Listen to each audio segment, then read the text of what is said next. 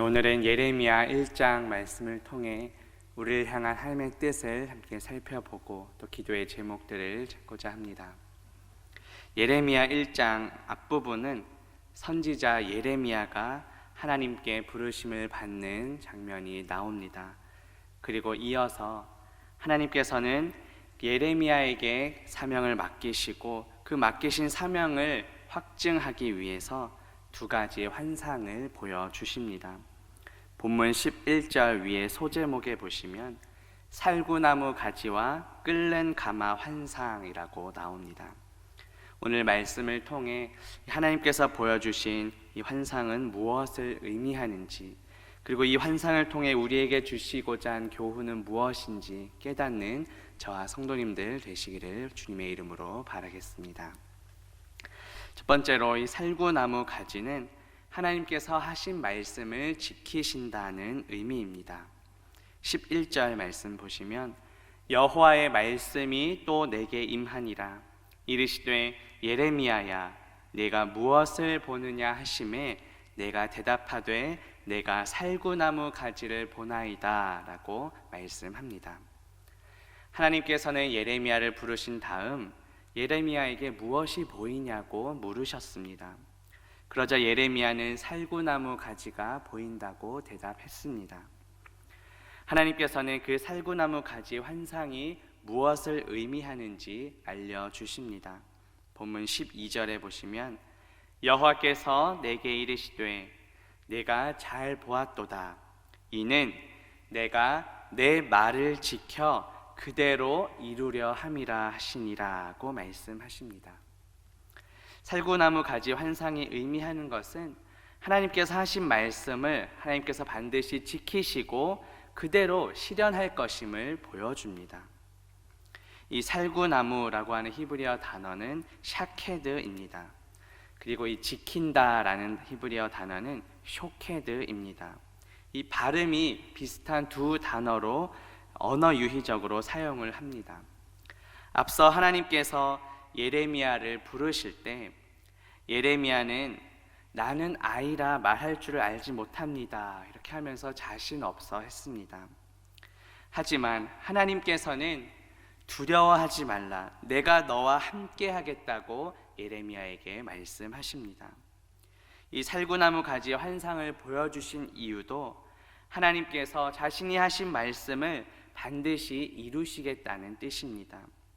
이 말을 하심으로써 예레미야에게 큰 위로와 확신을 주기 위함이었습니다. 우리에게도 하나님께서 각자 맡겨주신 사명이 있습니다. 예수 그리스도께서 승천하시면서 모든 민족을 제자로 삼으라고 지상 명령을 주셨습니다.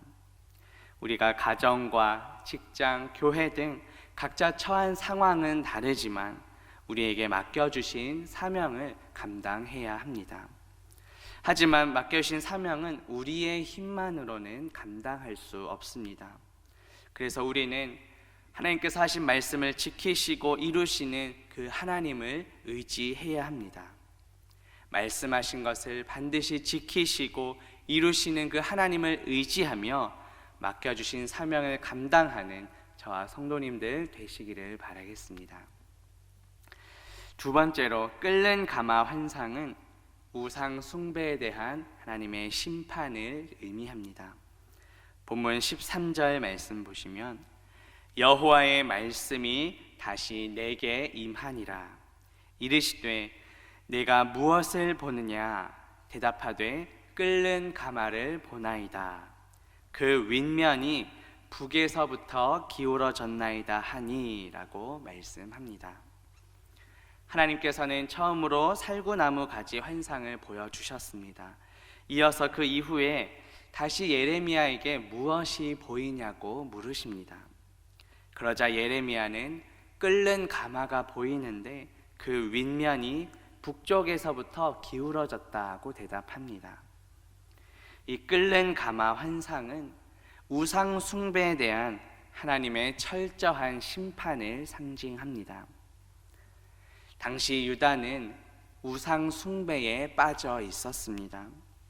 하나님께서는 우상 숭배에 빠진 유다에게 북쪽에서 오는 재앙을 내리겠다고 말씀하십니다.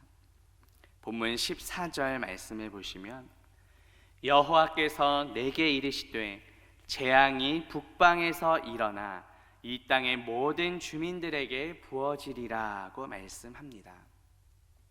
하나님께서 하신 이 말씀은 실제로 북쪽에서 오게 되는 그 바벨론이라는 나라에 의해 성취가 됩니다. 예레미야 20장 4절 말씀에 보면 내가 온 유다를 바벨론 왕의 손에 넘기리니 그가 그들을 사로잡아 바벨론으로 옮겨 칼로 죽이리라고 말씀합니다. 이처럼 하나님께서는 북방의 그 바벨론이라는 나라를 사용하여 유다 백성들을 심판하십니다. 그런데 이 14절 말씀을 자세히 보시면 그 재앙이 하나님의 백성이라는 표현이 아니라 이 땅의 모든 주민들에게 부어지리라고 말씀합니다. 백성이 아니라 주민들이라고 하는 단어가 사용된 이유는 무엇일까요? 이것은 유다 백성들이 더 이상 하나님의 백성다운 삶을 살지 못했다는 것을 보여줍니다. 유다의 백성들은 스스로 하나님의 백성다운 삶을 저버렸습니다. 우상 숭배를 하고 하나님 말씀에 불순종했습니다. 그 결과 어떻게 되었습니까? 이 유다는 바벨론의 침략을 당하게 됩니다. 그리고 포로로 끌려가는 수치를 당하게 됩니다. 이처럼 하나님께서 말씀하신 심판도 반드시 이루어지는 것을 우리는 볼 수 있습니다. 여기서 우리의 삶의 모습을 돌아보길 원합니다. 우리는 하나님의 백성답게 살아가고 있습니까? 하나님보다 더 우선되게 여기는 내 삶의 우상들은 무엇입니까? 하나님께서는 우상 숭배를 철저하게 심판하는 분이십니다. 내 삶의 우상들을 내려놓고 회개하는 저와 성도님들 되시기를 바라겠습니다. 제 말씀을 맺으합니다. 오늘 말씀을 통해 하나님께서 보여주신 두 가지 환상, 살구나무 가지와 끓는 가마 환상이 무엇을 의미하는지, 그리고 이 환상이 우리에게 주는 교훈은 무엇인지 살펴보았습니다. 하나님께서는 말씀하신 것을 반드시 지키시는 분이십니다. 그리고 하나님께서는 우상 숭배를 철저히 심판하는 분이십니다. 말씀하신 것을 반드시 지키시는 그 하나님을 의지하며 우리에게 맡겨주신 사명을 감당합시다. 그리고 우상 숭배는 철저하게 심판하는 분이심을 기억하며 회개하는 저와 성도님들 되시기를 주님의 이름으로 바라겠습니다. 기도합니다. 하나님 아버지, 오늘 말씀을 통해 하나님께서 예레미야에게 보여주신 그 살구나무 가지와 끓는 가마 환상이 무엇을 의미하는지, 그리고 이 두 가지 환상을 통해 우리에게 주시고자 하는 교훈이 무엇인지 깨닫게 하시니 감사합니다. 하나님께서는 말씀하신 것을 반드시 지키시는 분이십니다. 그리고 우상 숭배는 철저하게 심판하는 분이십니다. 말씀하신 것을 반드시 지키시는 그 하나님을 의지하며 우리에게 맡겨주신 사명을 감당하게 하옵소서. 내 삶 가운데 하나님보다 높아져 있는 그런 우상들이 있다면 이 시간 모두 내려놓게 하시고 우상 숭배를 철저히 심판하는 하나님을 기억하며 회개하는 우리 모두가 되게 하여 주옵소서. 감사드리며 예수 그리스도의 이름으로 기도합니다. 아멘.